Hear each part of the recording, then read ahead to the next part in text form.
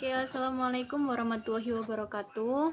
Kami dari kelompok 1 akan mempresentasikan hasil kerja kami tentang artikel ilmiah dengan judul Hubungan antara tingkat umur dan pendidikan terhadap penyebaran berita hoax.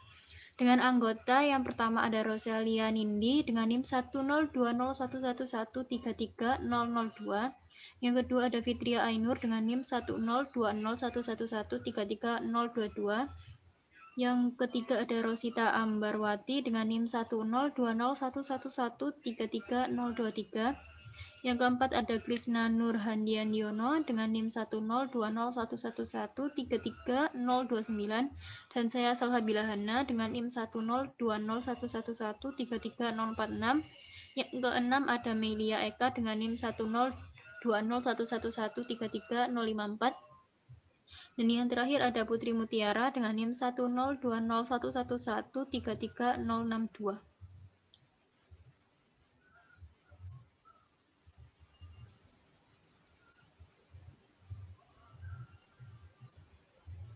Pada presentasi kali ini kami akan membahas 5 topik pembahasan, yaitu yang pertama ada abstrak, yang kedua ada pendahuluan, yang ketiga ada metode penelitian, yang keempat ada pembahasan, dan yang terakhir ada penutup. Yang pertama, abstrak. Belakangan ini fenomena hoax atau berita bohong marak beredar di dunia maya. Istilah hoax semakin dikenal dengan semakin mudahnya mengakses informasi pada media sosial maupun situs-situs berita seperti Facebook, Twitter, WhatsApp, Instagram, dan lain-lain. Kebiasaan masyarakat kita yang acuh dan terlalu mudah menerima sebuah informasi tanpa klarifikasi sumber adalah momok. Dan kebiasaan ini pada akhirnya bisa menciptakan opini publik tersebar secara massal dan tidak terkontrol. Karena itu, penelitian ini bertujuan untuk mendeskripsikan fenomena hoax yang terjadi di media sosial saat ini dan memaparkan hubungan tingkat usia dan pendidikan terhadap penyebaran berita hoax. Metode penelitian yang digunakan adalah penelitian kuantitatif dengan sampel penelitian sebanyak 480 masyarakat Provinsi Jawa Barat dengan rentang usia 15-43 tahun dengan latar belakang pendidikan mulai dari SMP, SMA, dan perguruan tinggi. Dalam pengumpulan data penelitian ini, penulis menghimpun dan mengelompokkan data-data yang berhubungan dengan hoax masa kini. Data-data yang telah terkumpul selanjutnya dianalisis secara deskriptif dan juga digunakan secara triangulasi. Hasil penelitian ini menyimpulkan bahwa usia 37 sampai 51 tahun berpotensi besar untuk menyebarkan hoax ini karena masalah politik yang ada. Sedangkan untuk penyebaran hoax berdasarkan tingkat pendidikan, lulusan SMP memegang peringkat pertama dalam penyebaran hoax.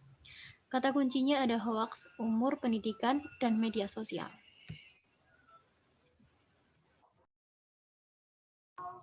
Oke, untuk selanjutnya bab 1 pendahuluan. Latar belakang dalam masa globalisasi, perkembangan dan kemajuan teknologi informasi menjadi fenomena aktual yang harus dihadapi bangsa Indonesia. Karakteristik kemajuan yang tidak mengenal ruang dan waktu sehingga mampu mengubah karakter masyarakat dalam berkehidupan bermedia terhadap kehidupan manusia modern, baik secara sosiologis atau secara psikologis. Bisa dikatakan internet tidak bisa dilepaskan dari kehidupan masyarakat saat ini dan sudah menjelma menjadi sebuah kebutuhan utama bagi masyarakat Indonesia. Saat ini internet telah membentuk masyarakat dengan kebudayaan baru, masyarakat yang tidak lagi dihalangi oleh batasan-batasan tempat dan batasan-batasan waktu, sehingga masyarakat mampu menjangkau internet maupun sosial media kapanpun dan dimanapun. Namun di balik semua itu, internet juga melahirkan kekerasan baru, diantaranya adalah muncul kejahatan yang lebih canggih dalam bentuk cybercrime yang ditandai dengan pesatnya situs-situs porno dalam berbagai tampilan dan menjadi tempat penyebaran berita atau kabar hoax, kabar palsu atau yang sering disebut dengan hoax. Belakangan ini juga marak muncul fenomena hoax atau berita bohong yang beredar di dunia maya. Adanya akses internet dan semakin banyaknya pengguna sosial media menjadikan hoax begitu mudah dibuat dan disebarkan. Dikutip langsung dari jurnal UGM yang berjudul mengembangkan model literasi media berkebinekaan dalam menganalisis informasi berita palsu atau hoaks di media sosial. Yang kutipannya berbunyi, maraknya isu-isu berita hoaks atau berita palsu seringkali merupakan berita yang berisi fitnah dan berita bohong yang tersebar luas. Sehingga sederhananya dapat kita artikan bahwa hoaks adalah istilah untuk menggambarkan suatu berita bohong, fitnah atau sejenisnya. Pada mulanya istilah ini lebih identik dengan golongan selebrita atau public figure yang lekat oleh berita-berita yang simpang siur bahkan bohong. Di Indonesia sendiri apabila menengok 4-5 tahun yang lalu, istilah hoax sudah digunakan oleh media-media infotainment pada berita-berita selebriti atau public figure. Sebagai contohnya, pada sebuah artikel berita X yang ternyata adalah berita hoax, untuk segelintir masyarakat kita tidak serta-merta mempercayai berita X tersebut, dikarenakan mereka melakukan analisis pribadi, opini, dan klarifikasi sumber berita yang masuk akal. Tetapi mayoritas masyarakat kita justru dengan serta-merta mempercayai berita yang ternyata hoax tersebut, bahkan dengan hanya membaca judul beritanya saja tanpa klarifikasi sumber terlebih dahulu. Hal ini tentu saja dapat dengan mudah membentuk persepsi publik tentang suatu topik tertentu melalui isi beritanya. Dan ternyata hal ini dipengaruhi berbagai hal, seperti contohnya adalah tingkat usia dan tingkat pendidikan. Masyarakat Indonesia dengan tingkat usia dan tingkat pendidikan yang berbeda-beda menjadi pertanyaan, adakah hubungan antara tingkat umur dan pendidikan terhadap penyebaran berita hoaks? Oke, slide selanjutnya. Adapun rumusan masalah yang pertama adalah bagaimana fenomena hoax di media sosial saat ini. Yang kedua, bagaimana hubungan tingkat usia dan tingkat pendidikan terhadap penyebaran berita hoax. Untuk tujuan penelitian, yang pertama untuk mendeskripsikan fenomena hoax yang terjadi di media sosial saat ini, dan yang kedua memaparkan hubungan tingkat usia dan pendidikan terhadap penyebaran berita hoax. Untuk manfaat penelitian dibagi menjadi dua, yaitu manfaat teoritis dan manfaat praktis. Di mana manfaat teoritis diharapkan dapat memberikan informasi dan pengetahuan dalam bidang komunikasi, terutama mengenai penyebaran berita hoax pada sosial media. Untuk manfaat praktisnya diharapkan bisa menjadi masukan bagi penulis berita media-media, terutama media online, dalam hal menyusun konsep ide sebuah berita, serta menjadi evaluasi atas berita yang telah ditulis.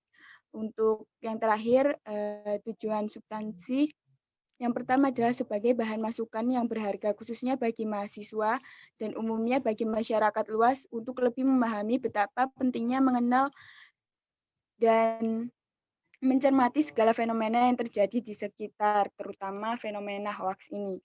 Yang kedua, memberikan berbagai pengetahuan yang lebih kepada pembaca secara luas dari topik yang diangkat.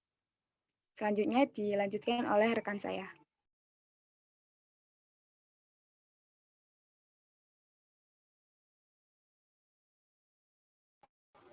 Selanjutnya, bab 2 yaitu metode penelitian.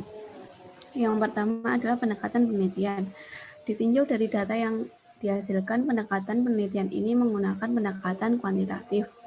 Menurut Sugiono 2013, pendekatan ini dapat diartikan sebagai metode penelitian yang berlandaskan pada filsafat positivisme yang digunakan untuk meneliti pada suatu sampel atau populasi secara random.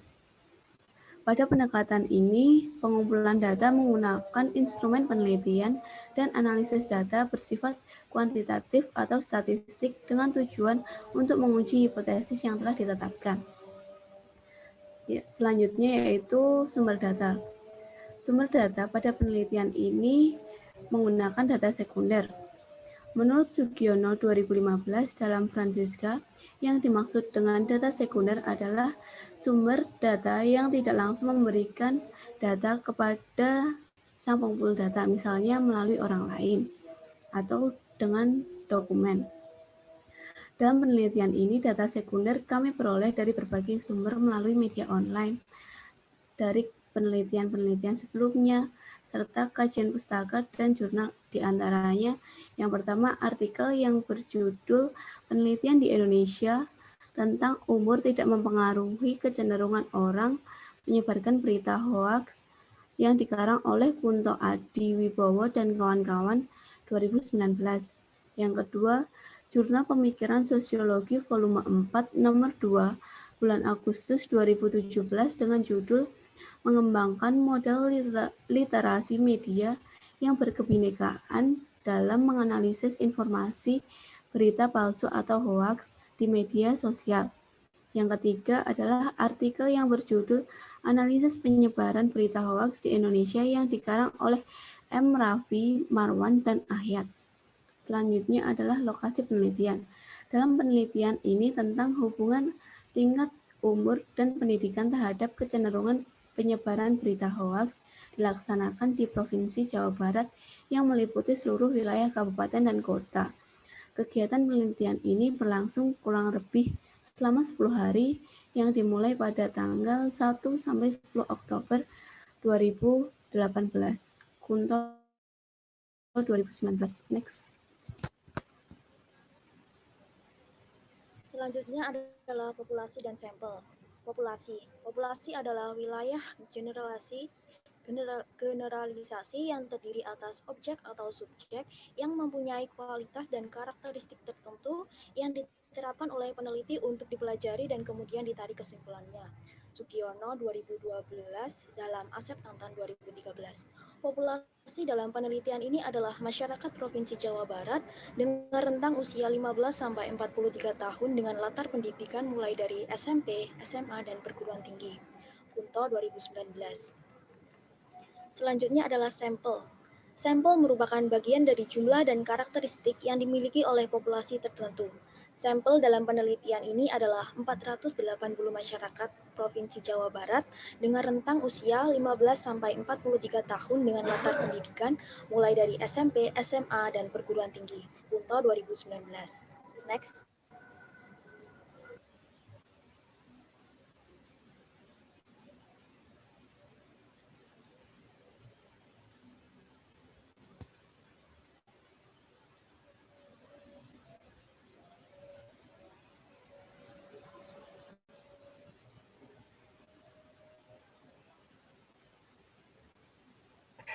Selanjutnya ada sumber tertulis. Sumber data yang kita pakai pada penelitian ini menggunakan data sekunder yang memasukkan hasil data lapangan mengenai fenomena hoax yang mulai ramai di masyarakat. Sumber data sekunder di penelitian kali ini adalah sumber dari internet. Selanjutnya, teknik pengumpulan data. Dalam mengumpulkan data penelitian ini, penulis ingin mengelompokkan data-data yang berhubungan dengan hoax masa kini. Berdasarkan dari berita-berita dan informasi seputar hoax yang sering muncul, dengan menyatukan data dan penelitian dari media sosial, peneliti menggunakan 2 berita hoax dalam format tangkapan layar berita daring yang biasanya dibagikan di media sosial seperti Facebook dan Twitter. Dan 2 berita hoax lainnya yang disebarkan lewat aplikasi WhatsApp. Dengan ini, informasi dan menggunakan sumber data sekunder yang bersumber dari internet, maka akan terkumpullah data-data kita yang diperlukan untuk penulisan karya ilmiah ini. Selanjutnya adalah metode analisis data. Proses analisis data merupakan salah satu usaha menemukan jawaban atas pertanyaan dan perihal rumusan masalah dan hal-hal yang kita peroleh dari proyek penelitian. Hasil pengumpulan data dalam penelitian ini kemudian ditulis secara deskriptif. Selanjutnya juga digunakan teknik triangulasi. Teknik triangulasi menurut Sugiono 2012 dalam Asep Tantan 2013 menyatakan bahwa teknik pengumpulan data yang triangulasi merupakan teknik yang bersifat menggabungkan berbagai teknik pengumpulan data dan sumber yang telah ada. Teknik ini dilakukan untuk memperkaya hasil analisis dengan mengkompresikan hasil penelitian dengan konsep dan teori-teori serta hasil penelitian-penelitian yang sebelumnya pernah dilakukan. Selanjutnya.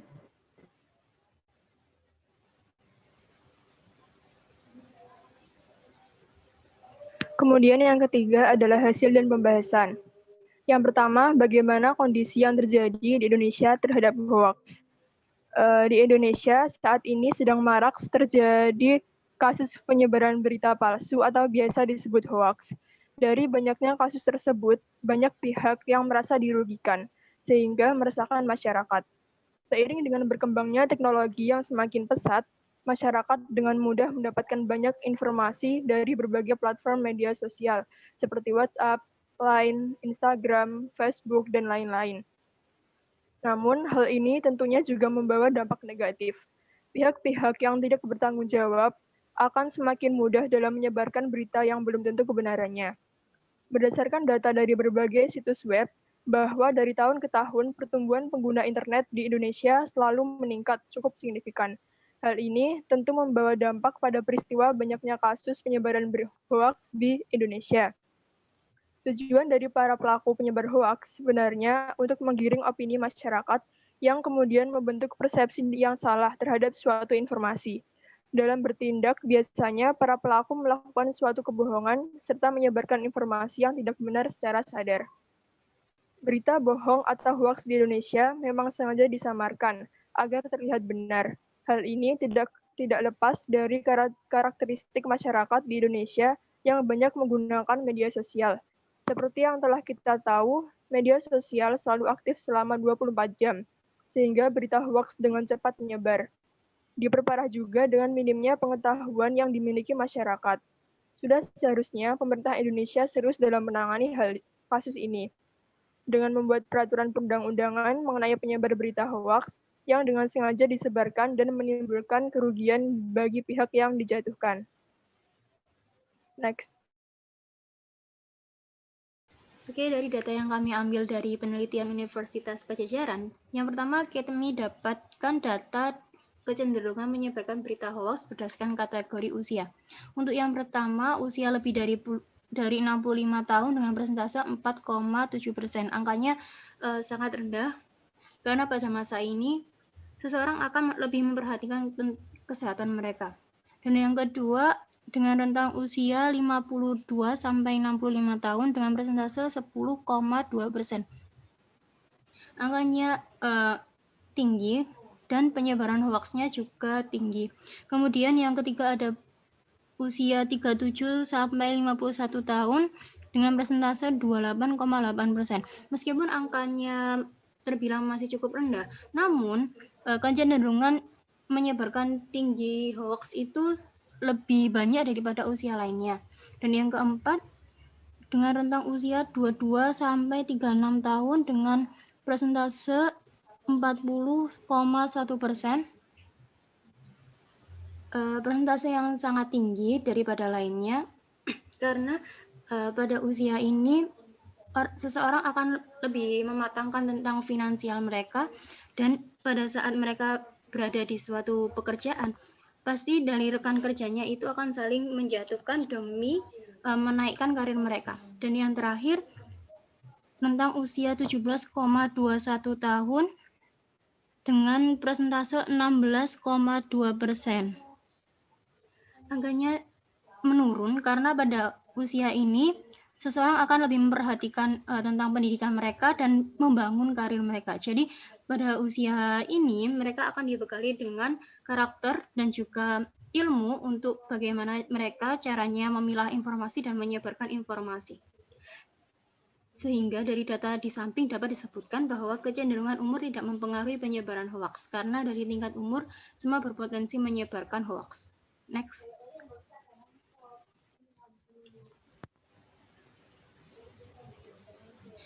Yang kedua, kecenderungan menyebarkan berita hoax berdasarkan tingkat pendidikan.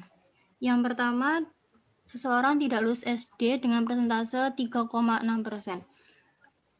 Persentasenya sangat rendah karena pada pendidikan tidak lulus SD, seseorang pekerjaannya mungkin sangat rendah, misalnya petani ataupun buruh, karena petani dan buruh itu biasanya mereka lebih memperhatikan tentang pekerjaan mereka dan tidak mengetahui tentang media sosial. Kemudian yang kedua, lulus SD dengan persentase 25,6%. pada lulusan SD ini mereka berpotensi menyebarkan hoaks karena pada lulusan SD mereka tidak mendapatkan ilmu yang cukup dan edukasi mereka itu sangat kurang. Yang ketiga ada lulus SMP dengan persentase 23,4%. Angkanya turun karena pada lulusan SMP ini mereka masih dibekali dengan ilmu untuk memperoleh informasi dan juga menyebarkan informasi itu dengan benar. Dan yang keempat ada lulusan SMA dengan persentase 45,1%. Presentasi yang sangat tinggi dibanding dengan lainnya karena pada lulusan SMA ini mereka akan menganggap bahwa ilmu yang mereka dapat itu cukup dan mumpuni, sehingga mereka merasa bahwa dirinya itu lebih baik dibanding dengan lainnya. Jadi ketika mereka mendapatkan suatu informasi, maka mereka akan dengan mudah menyebarkan karena mereka menganggap bahwa dirinya pintar. Dan yang terakhir, pendidikan tinggi dengan persentase 2,3%. Angkanya sangat rendah karena pada pendidikan tinggi ini mereka akan dibangun oleh karakter dan juga ilmu bagaimana mengolah informasi dan bagaimana menyebarkan informasi.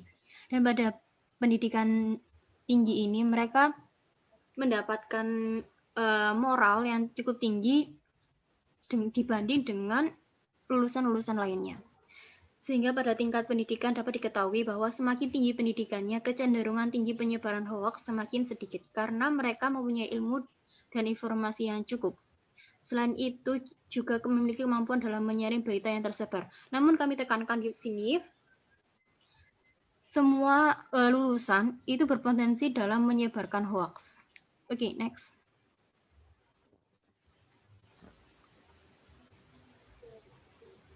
Faktor penyebab hoaks. Yang pertama ada ketidaktahuan masyarakat dalam menggunakan media sosial secara bijaksana. Sangat miris karena pada zaman milenial seperti ini, kebanyakan dari mereka itu diperbudak oleh handphone. Bukan mereka yang memperbudak handphone. Misalnya saja mereka tidak bisa hidup tanpa handphone. Kemana-mana mereka membawa handphone. Dan mirisnya lagi, bahkan dari beberapa dari orang itu membawa handphone ke kamar mandi. Nah, penggunaan media sosial inilah yang sangat berpengaruh dalam menyebarkan berita hoaks. Dan yang kedua ada karakter masyarakat di Indonesia yang dinilai belum bisa berpendapat dengan baik dan secara demokrasi. Misalnya dalam suatu forum diskusi, ketika salah satu dari mereka berbeda pendapat dengan kita, maka mereka akan tidak menyukai kita dan mungkin saja mereka menyebarkan berita-berita yang tidak benar tentang kita demi mempertahankan pendapat mereka. Dan yang terakhir ada pendidikan masyarakat di Indonesia terbilang masih cukup rendah. Dari beberapa yang saya lihat, masyarakat di pelosok, di pedalaman itu sangat miris pendidikannya karena mereka ketika ingin mengenyam suatu pendidikan, mereka harus berjalan berkilo-kilometer dan juga medianya sangat terjal. Sehingga mereka malas untuk mengenyam pendidikan karena akses jalannya itu tidak ada. Dan faktor kemiskinan juga di sini sangat berpengaruh pada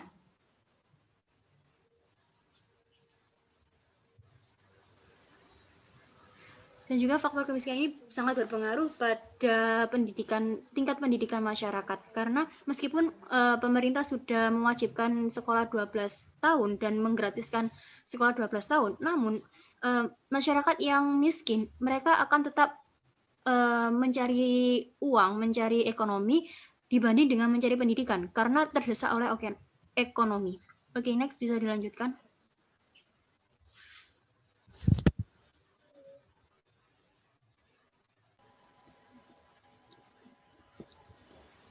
Baik, untuk selanjutnya bab 4 yaitu penutup. Yang pertama adalah kesimpulan. Berdasarkan pembahasan di atas dapat disimpulkan bahwa hoaks di negara Indonesia sangat mudah dan cepat beredar di kalangan masyarakat. Berita hoax sendiri ini disamarkan sedemikian rupa agar dapat terlihat bahwa berita ini sangatlah benar dan sesuai dengan fakta. Dari data yang didapat, disebutkan bahwa umur tidak mempengaruhi kecenderungan penyebaran berita hoax ini. Justru, penyebaran berita hoax sangat berhubungan kepada masyarakat yang memiliki tingkat pendidikan yang sangat rendah. Sesuai dengan data, kebanyakan pendidikan yang rendah pada tingkat SMP. Faktor penyebab penyebaran berita hoax ada beraneka macam, yaitu ketidaktahuan masyarakat dalam menggunakan media sosial secara bijaksana, karakter masyarakat di Indonesia yang dinilai belum bisa berpendapat dengan baik, dan secara demokrasi. Dan yang terakhir adalah faktor karena pendidikan. Oleh karena itu, pemerintah seharusnya lebih memperhatikan masyarakat, terutama pada masyarakat yang memiliki tingkat pendidikan yang sangat rendah, agar diberikan edukasi supaya masyarakat Indonesia dapat memilah informasi yang mereka dapatkan dan tidak menyebarkan berita hoax ke publik. Selanjutnya, saran. Berdasarkan data yang telah disajikan pada artikel ini, kami sebagai penulis mengharapkan pemerintah Indonesia perlu melakukan adanya sosialisasi dan edukasi tentang bahaya hoax kepada masyarakat, agar upaya tersebut dapat meminimalisir penyebaran berita hoax sehingga tidak menimbulkan keresahan publik. Next.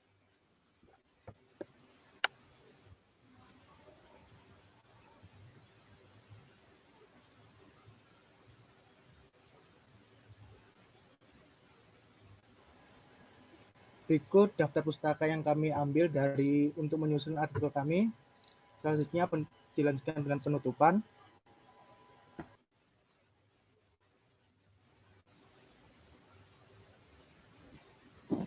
Terima kasih. Sekian dari kelompok kami. Jika ada salah katanya, kami mohon maaf sebesar-besarnya. Wassalamualaikum warahmatullahi wabarakatuh.